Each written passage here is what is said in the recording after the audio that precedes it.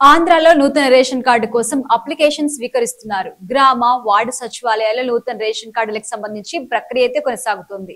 అయితే నూతన రేషన్ కార్డుల దరఖాస్తులకు సంబంధించి తమకు రేషన్ కార్డు వస్తుందో లేదో, రేషన్ కార్డు వస్తే ఎన్ని రోజుల్లో వస్తుందో, అసలు తమ దరఖాస్తు ఎవరి వద్ద ఉందో తెలియక గందరగోళానికి చాలా మంది గురవుతున్నారు. అయితే ఇకపై ఆ గందరగోళం లేకుండా అన్నింటినీ ఆన్లైన్ లో చూసుకునే వెసులుబాటు కల్పించింది ఏపీ ప్రభుత్వం. నూతన రేషన్ కార్డుకి సంబంధించి ఈ కేవైసీ, విఆర్ఓ, తహసీల్దార్ ఇలా 3 చోట్ల పరిశీలన జరగబోతోంది. ఈ ప్రక్రియతో పాటుగా ఆ దశల పూర్తికి 21 రోజుల సమయం కూడా పడుతోంది. ఇక నూతన రేషన్ కార్డు ఎప్పుడొస్తుందో అధికారులను అడగాల్సిన అవసరం అస్సలు లేదు. వెబ్సైట్ లోనే తెలుసుకోవచ్చు. https://online.ap.gov.in వెబ్సైట్ లో లాగిన్ అవుతే ఏపీ సేవ అధికారిక పోర్టల్ వస్తుంది. అందులో కుడి వైపున పైన సర్వీస్ రిక్వెస్ట్ స్టేటస్ చెక్ చేసుకునే సెర్చ్ ఆప్షన్ ఉంటుంది. అందులో రేషన్ కార్డు దరఖాస్తు సమయంలో వచ్చిన సంఖ్య నమోదు చేయాల్సి ఉంటుంది. తర్వాత ఒక కోడ్ వస్తుంది.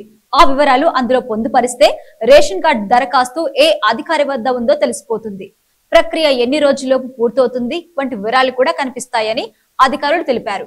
అయితే మరొక వైపు రాష్ట్రంలో వాట్సాప్ గవర్నెన్స్ మనమిత్ర 9555230009 లో రేషన్ కార్డు సేవలు కూడా స్టార్ట్ అయ్యాయి.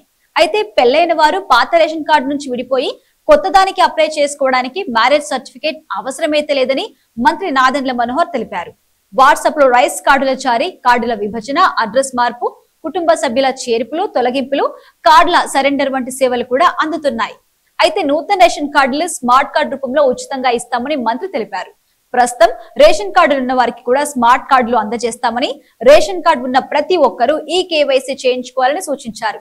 ఈ నెల 15 నుంచి వాట్సాప్ గవర్నెన్స్ ద్వారా పౌర సరఫరాల శాఖ సేవలు అందుబాటులోకి వచ్చిందన్నారు. 1 సంవత్సరంలోపు పిల్లలకి, 80 ఏళ్లు పైబడిన వృద్ధులకి ఈ కేవైసీ నుంచి మినహాయింపు ఉంటుందని ఆయన అన్నారు. అంటే వారికి ఈ కేవైసీ అవసరం లేదు. ఆంధ్రప్రదేశ్ రాష్ట్రం 95% ఈ కేవైసీ పూర్తి చేసి దేశంలోనే మొదటి స్థానంలో ఉందన్నారు. గ్రామ వార్డు సచివాలయాలకు వెళ్తే పాత రేషన్ కార్డు స్థానంలో కొత్త కార్డు ఇస్తారని తెలిపారు మంత్రి. అయితే ఇప్పటి వరకు 72,500 మంది స్మార్ట్ కార్డులు పొందారని తెలిపారు. పెళ్లి కాకుండా 50 ఏళ్లు దాటి ఒంటరిగా ఉన్న వారికి కూడా రేషన్ కార్డులు ఇస్తామని అన్నారు. అంతేకాదు లింగ మార్పిడి చేయించుకునే ట్రాన్స్జెండర్స్ కి కూడా ఫస్ట్ టైం రేషన్ కార్డు ఇస్తున్నట్టుగా మంత్రి తెలిపారు.